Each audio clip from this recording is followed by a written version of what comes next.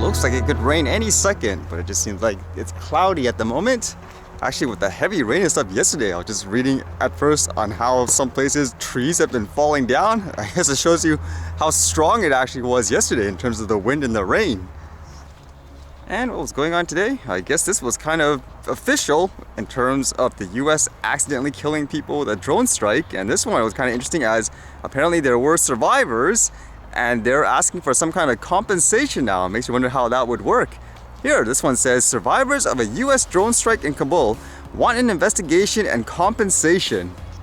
Sorry is not enough for the Afghan survivors of an errant US drone strike that killed 10 members of their family, including 7 children. Elmo Ahmadi, whose 3-year-old daughter Malika was killed on August 29th when the US Hellfire missile struck his elder brother's car, told the Associated Press on Saturday that the family demands Washington investigate who fired the drone and punish the military personnel responsible for the strike. That is not enough for us to say sorry. The US should find the person who did this. Ahmadi said the family is also seeking financial compensation for their losses and demanded that several members of the family be relocated to a third country without specifying which country. That's kind of an interesting form of compensation, so to speak, like get them out of there, because I know just from the stories I've read anyways, a lot of people are trying to leave just with the Taliban takeover. And I guess one of the debates is whether or not they actually admitted it on their own accord, or was it because of all the news reports and their independent, I guess, investigations. It says the AP and other news organizations in Kabul reported after the strike that the driver of the targeted vehicle, Zemirai Ahmadi, was a longtime employee at an American humanitarian organization and cited an absence of evidence to support the Pentagon's assertion that the vehicle contained explosives. People who want to associate all drones with death-killing machines, these are military ones, not someone that flies something just to take pictures and videos, for example. I think that's your real focus if that's what you're really worried about in terms of people using them as weapons and all that. And this was kind of interesting. Usually when you buy a new product that you're not too familiar with, you often go out looking for reviews of the product. For example, on retail sites nowadays, when you buy something, you can leave a review saying whether or not you liked it. But apparently there's a lot of companies who actually fake their reviews, so to speak.